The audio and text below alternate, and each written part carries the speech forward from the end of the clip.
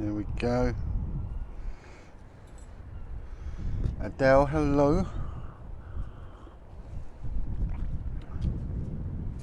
Kev coming, hello mate.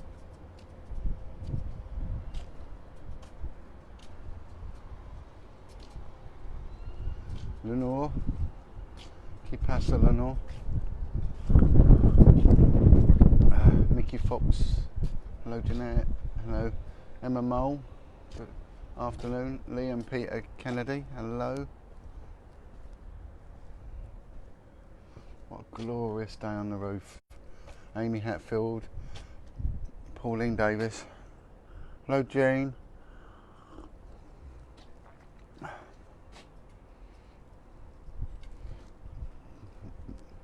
Right, let the numbers go up a bit. I appreciate it's a Sunday. People will be out doing stuff, especially on a beautiful, beautiful, beautiful day like this. Right there, Kieran. Your old mate.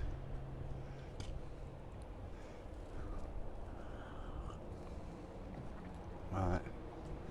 Mark, Bint. Hello, Leslie. Right, let's just let the numbers go up a wee bit. I'm not after big numbers today because tis a Sunday. Hi, Kim. Linda. Angie. Oh, somebody watching from Portugal. Lucky you.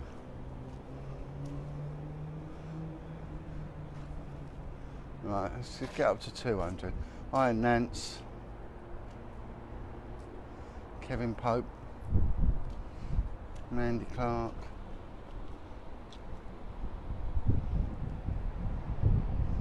God, absolutely stunning up here. Absolutely stunning. Right, I'll settle for 180 today. I'll settle for 180. I'm probably not going to get that. Right, I'll get going anyway. Let me get going. Right, here we go. Big bad Alan Merritt in the house. Can't start without Alan Merritt and Jono. Right, so I'm going to swap hands. I'm going to hold down there. Right, just a little brief one on a Sunday because I was Katrina Divine, hello. Sue Norton, hello Sue. Cloudy at North, it's definitely not cloudy down here. 180, we've got 180, we're ready to go. Right, so a bit of a end of the week debrief. We saw numerous protests over the weekend going ahead. We see the collusion between the 5G and the anti-child abuse teams.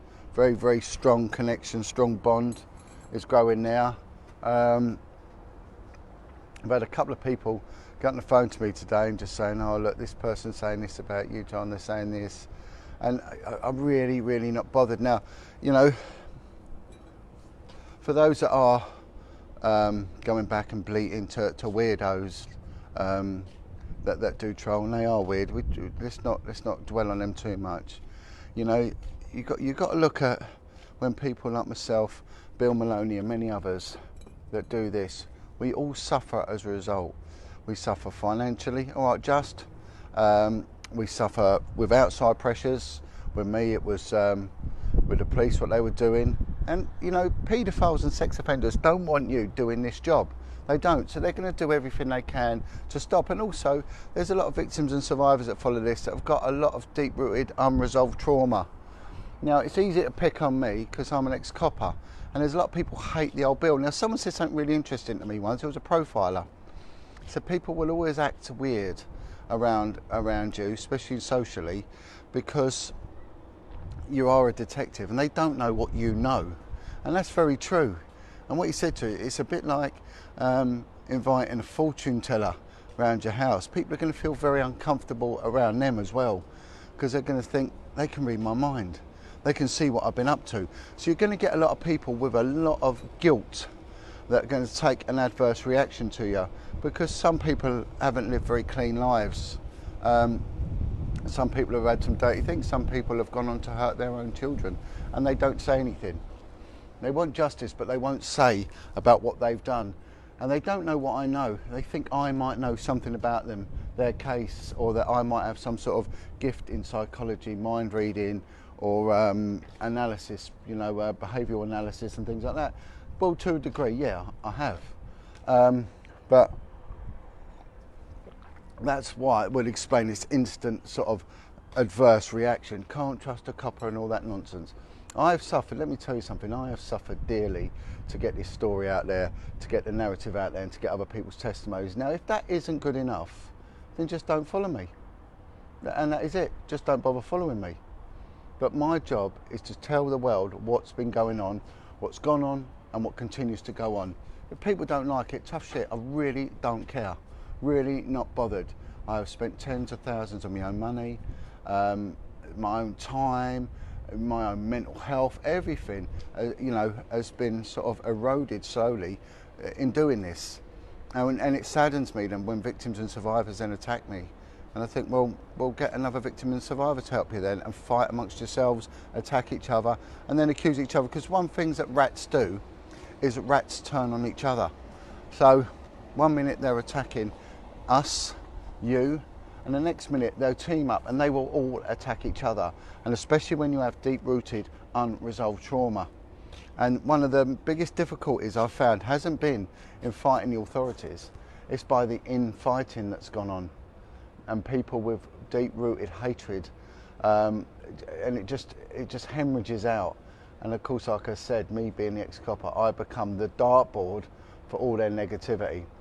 And some people say, John, what do you need to explain? I don't need to explain anything. Everything is on my testimonies. Everything is explained to infinite detail in what I do anyway. And if you don't get that, then I'll never get through to you. There's obviously some sort of cognitive block there, and I won't get. And that's a polite way of putting it. So I will not spend my time justifying what I do, And as for the likes of people like Barbara O'Hare, they should be absolutely appalled and ashamed of themselves what they're doing, and then bring in, like mentioning my family, how disgusting, what an abhorrent individual to bring children into this, a vile, vile woman. But this is one thing that when you do this work, this is what you have to contend with. You have to contend, and my name goes up front all the time, always my name. John Wedger this, John Wedger that, John Wedger this, John Wedger that. But what I will say to the haters, and I know they'll be watching this, you account for less than 1% of the messages I get, less than 1%, okay? Therefore, I will not dwell on it. You are in a minority, therefore statistically, you're the ones in the wrong. So sod off and attack the ones who actually did abuse you, not the ones that are out there to help, all right? Because this is what you get all the time. They'll say, oh, the police ain't done this, the social workers ain't done this, or they've done this, and well, actually, who hurt your kids in the first place? Surely they should get the first blame, not the secondary blame on the lackluster approach or the ineptitude of the services that are appointed supposedly to deal with it. They should get some of the blame if there is incompetence, but really the ones who hurt your kid, they're the ones who deserve the first blame, all right? And like I said, some people take a dislike to me because they've gone on to hurt others, and they have. So I'm going to be there. They don't want me near them. They can't stand me near them because they think I know something I don't. Now maybe I do, maybe I don't. What does it matter? But if you've done nothing wrong, then don't worry about it. So what? And if you have done wrong, then put it right. That's all simple as that. But I'm just getting fed up with people coming back to me. This person said that. I really don't care. Really don't care. Politics are the playground. Leave it there. It's a big boys game now. We don't need to be caught up with all that nonsense and with people with very, very damaged minds. Right. Now, on a moving forward front, I had something really important to say. There was something really interesting someone said to me. It's a quote, and it's got that, even a dead fish can go with the stream, will float with the stream, but a live one will swim against it. And that I found quite poignant, because this is what we are doing, people. We are swimming against the stream. Those going with it, in essence they are. They're dead, they're morally dead. Maybe neurologically dead as well, without thinking, just letting society take you where it's got to take you. But we're alive and we are kicking and we are beating, and therefore we need to swim. against the current, swim against the tide, and it's going to be hard work. Whenever you take on the authority, the establishment, it is always going to be hard work. You're always going to come up against it, always, you know, but just keep going. What's brought us this far will take us through to the end. Of that, I'm almost certain. So, got some good stuff coming up. I'm going to be talking to Aaron Lambo in a second. He sent me a message. Only dead fish go with the flow, that's right. Live ones swim against it. So I'll be talking to him. He sent me a message this morning. Justin, it's mega brilliant here, I tell you, man, it's tropical. You know, absolutely tropical. I'm going to get rid of that Disney mug, I am. It's just it holds a pint. That's all it is. Again, I don't want that Disney because that stupid Disney woman, Power Flidney, she's, yeah, so I don't want it anyway. But it holds a pint. And when I come up here, and you know, someone said, he's got an apartment. No, it's my work. This is part of my job, you know. And they said I've got 2 camper vans, really. I just, anyway. Right, so hopefully in the coming week I should have another interview with an SRA survivor. Pepsi Watson, please keep the letters going. There's a letter we're trying to draft so people can copy it and send it off to the Home Office, because this guy is absolutely mentally, he's rotting. He's dying, you know. So we need to get him out. We need our cameraman, Mr. Peps, out here, back out on the street. He needs to be out here because he is dying. He's dying inside. It's killing him. You know, can you imagine being in this situation, locked in that tiny little box? Big respect to the Beach Home gang. Big respect to Louise Dickens and Jeanette Archer for really holding their own. You know, absolutely, massively holding their own in central London, you know, and really giving it to them. Fantastic, absolutely brilliant, you know. So and Louise has got admin rights so she can post on my channel. Just awesome. It's just so good to see, you know. And there was another protest and people were there with a megaphone swearing and all that. You don't need to do that, you know. You don't need to shout and swear. Kids go by. And you're going to bring negative attention. We want the right message to go out there. We want even the police to sit and listen. But if all they hear is being attacked and swearing, they're not going to be on your side. You know, please use your intelligence before your mouth, and let's just team up, all team up. Yeah, they were fantastic. I'll be in Nottingham in 2 weeks' time. I won't be answering any questions, and I'm there to do my job, and that's that. So if anyone's said, John, where do you need to answer this? Well, I'm not going to. You know, can sod off. Yeah, so brilliant. Some cracking interviews are coming on way, and hopefully we'll get our documentary out there as well. And you must be minted, yeah, too. Yeah, I know. Anyway, so mugs are for sale. We've got the badges, the Beach Home badges. We've got they're there on all the different languages. Who else? I've written to, contacted the national newspapers. The Daily Mail sort of interested in what's been going on with some of our stuff. They said that, you know, our names crop up quite a bit in the newsroom now. People do ring in and say you've got to speak to John Wedger and the team, you know. So the journalist said that. He said, no, you know, you do crop up. He said, but if you can get an MP to stand by you, we'll run a story. So I'll be talking to an MP hopefully next week and see if he'll put his name to it, do a quote, and then people will be interested in taking it further. So again, the national media, can we trust them? Of course not. Are they a conduit for doing what you're doing? Of course they are. Of course they are. It's a bit like paying your taxes. No one likes it, but you know, most of us have to do it. You know, so you've got to survive in the environment you're in. You really have to. Please, if you know of anyone that wants to speak out, just put them my way. Put them my way, and we should all be moving forward in the right direction. It's absolutely beautiful out there. We're seeing so many now with the anti-lockdown stuff. again, this lockdown has just done so much damage. So much, they couldn't have, even if they put out all the riot teams to prevent us from marching, they couldn't have done more damage than what the lockdown's done. The lockdown single-handedly, it's a work of an evil genius, it really is. I really think that whoever is behind this, or whoever's going along with this, I mean, you really seriously need to have a word with yourselves. It is absolutely going to be, you know, and if you go along with this is foreign travel finished. There'll be no foreign travel. You know, they're now stopping travel within the UK. You know, so that there'll be no foreign travel. You won't be able to visit your loved ones, go on holiday. And this goes to the police officers as well. You know, you like your holidays and your trips abroad and that, they're gone, man. They're totally gone, you know. And for what? A couple of 90-year-old people in the care home dying, you know? Really? Seriously? You've got to wake up to this. I refuse to wear a mask. Absolutely refuse to wear a mask. I'm not doing it, just not doing it. I'd rather walk home 20 miles by being booted off a train than to wear a feckin' mask. It ain't happening. It's wrong. It is so wrong. But I'm seeing people just walking along with a mask on, and it's like they're silenced, they're gagged, you know, and they're gagged. It's a bit like the police, their reluctance to address the main issue, that's child abuse, you know, and rather dwell on the nonsense like shoplifting and stuff like that,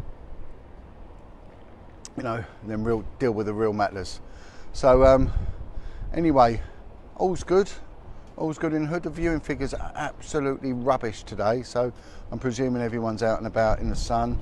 And I've not really got much to say anyway, but they are muzzles. Yeah, I mean, it's all to do with vaccinations and all that.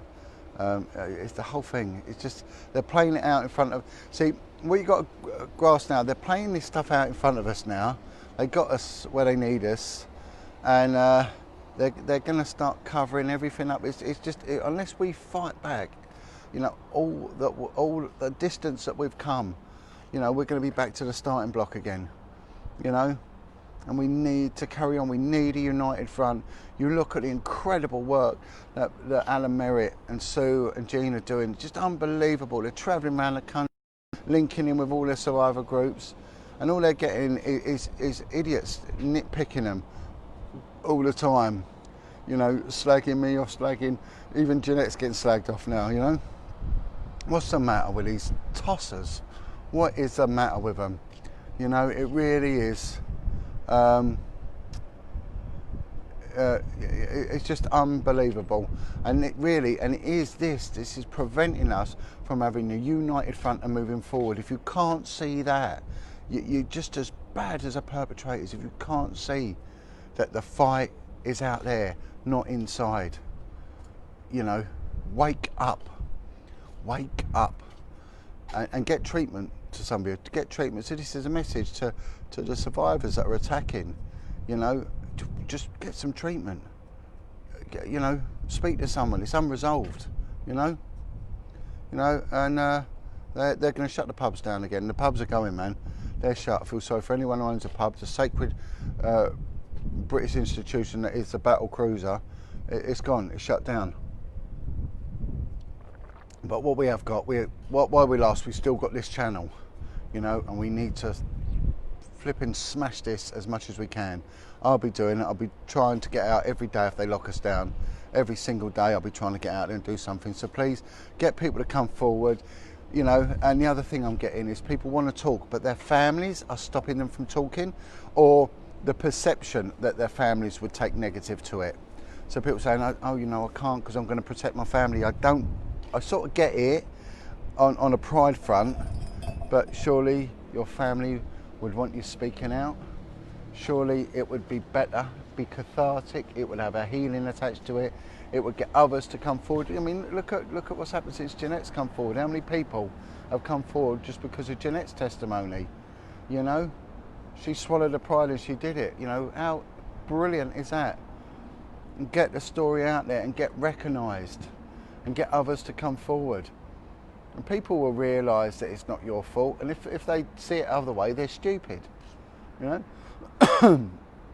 So with you on that one, don't. Yeah. So you know, please, if you've got, there is this pride issue going with your family, it's your choice. If you want to speak out, I'm not going to convince anyone to talk out or not. I would say to them, if they ask me, should I do it, I'll always say yes. However, I'm not going to convince anyone. If they don't want to do it, that's entirely up to them, But we've seen that this works. What we're doing works. It really does work. You know, and we are becoming a force to be reckoned with now. We are really, really moving forward. It's getting good. It's getting so good. And myself, Alan, and all the others, we've come a long way, a real long way, to give this up now. We really have. Okay, so it's going places. It really is. All right, so stay tuned. Got hopefully an SRA survivor, Aaron Lambo speaking, which will be good. He's got quite a good profile, and we'll wait and see. And then after that, it's up to Nottingham. Be going down. We're doing our filming for the managed to get a band that are going to sing the cover version of Tolerate This or whatever by the Manic Street Preachers. Someone has made contact with the actual Manic Street Preachers on our behalf as well. And the other thing is, look at the Stranglers. I think his name is Jean. I think he's a guitarist from the Stranglers. He's done a short, a two-part documentary. Right, now this is interesting. It's from the Stranglers, two-part documentary. He's from Guildford in Surrey, this guy. So it's called Norfolk Coast. So Google Norfolk Coast, the Stranglers, and you'll get this guy. He's made his own film. And if this fella is not the victim of SRA, then I'm a badger, because it is absolutely triggering, and it's unbelievable. But the fact of the matter is, he's from Guildford in Surrey, and this is all centred around a boy being locked up in a barn. So let's look at the parallels there with Jeanette's testimony, you know. And so if anyone's got any contacts with the Stranglers, have a word with this guy, because I'm telling you what, you know, he hasn't made this documentary for no good reason, you know. There is definitely method in what he's done, and it's highly triggering. So if you are a victim of SRA, be warned before you watch it. It is very raw. Okie dokie, so mugs are in, limited supply of mugs. I'm just waiting for the little boxes to post them off to. So if they go well, there'll be more mugs. I'll order some more. T-shirts are coming in. We're going to be doing yellow vests as well, a joint one with the Beach Home team and everything else. Letters to Mr. Pepsi Watson, please get your letters into him. And I've been writing to the governor of HMP The Mount, who's funny enough is called Katie Price. So Katie Price, you'll remember that one, is the governor of HMP The Mount. He's been treated well by the prison, so don't go slagging him off saying that they're treating him like an animal. They're not. They're treating him well. But I've just expressed my concern to the governor that this boy, he should, you know, if they're going to bang him up, at least put him in an open prison or tag him or something like that, you know. But don't bang him up, lock him up in a Category B prison. He don't deserve that one. But it's called Norfolk Coast, the Stranglers, and it's highly revealing.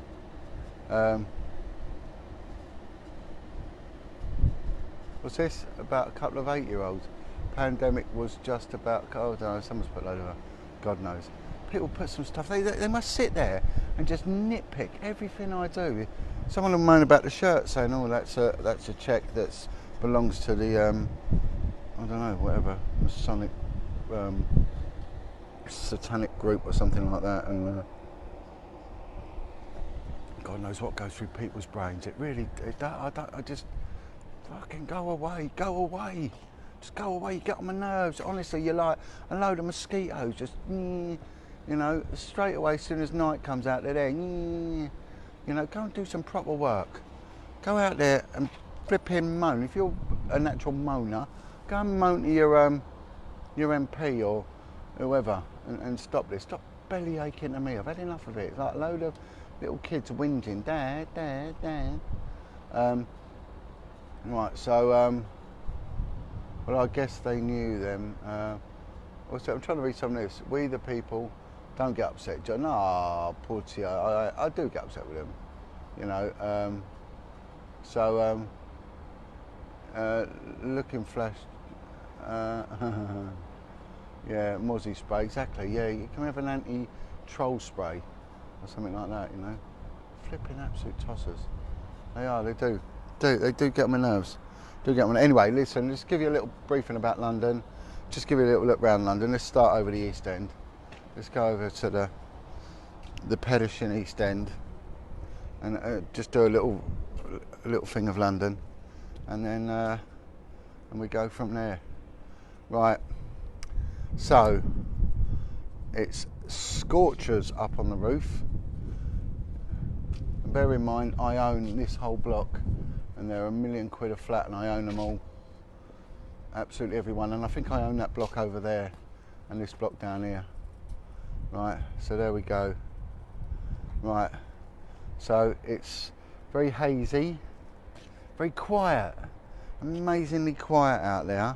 Incredibly quiet. So we look over to the city, the CBD, the commercial business district, and that's all. I don't know. God knows they lock us up anymore. No one's going to do any work. We're going to be in recession so badly. My God, I'm worried. You know. Looking down towards central London again, quiet. Over towards Paddington, and always busy. Paddington's always busy. Always, constantly. It's like, because you've got the Arab quarter down there, and those chaps like to sort of mill around most of the night socialising. The Arab boys, you know, they've been out all throughout the lockdown. All they're smoking their what was it, that fragrant shisha pipes, whatever, having a coffee and chatting with each other. They haven't social distanced once. And you go in the shops there, they are not bothered about masks. They just really can't be arsed. So good on the old the Arab chappies. I'm very impressed with their resilience on this one. So anyway, we'll go round to Notting Hill, over towards Kilburn, and beautiful view, lovely view of West London and upwards, and then towards the Swiss Cottage over there, and the South Kilburn estate. You can see superb view. Anyway, so that's that. So please, if anyone wants anyone to get in touch with me, just go through the website. Details are on there. Please get in touch, and I'll have a chat with them, and then we'll go from there. Thank you to Nikki Cooper for all her work. So many ex-street girls are coming forward because of the sterling work of Nikki Cooper. Thanks to the prayer team. You know, someone's called me up today. Wants me to pass on the thanks to the prayer team for what they've been doing, helping there. So lots coming in. You know, and onwards and upwards. Anyway, God bless everyone. God bless.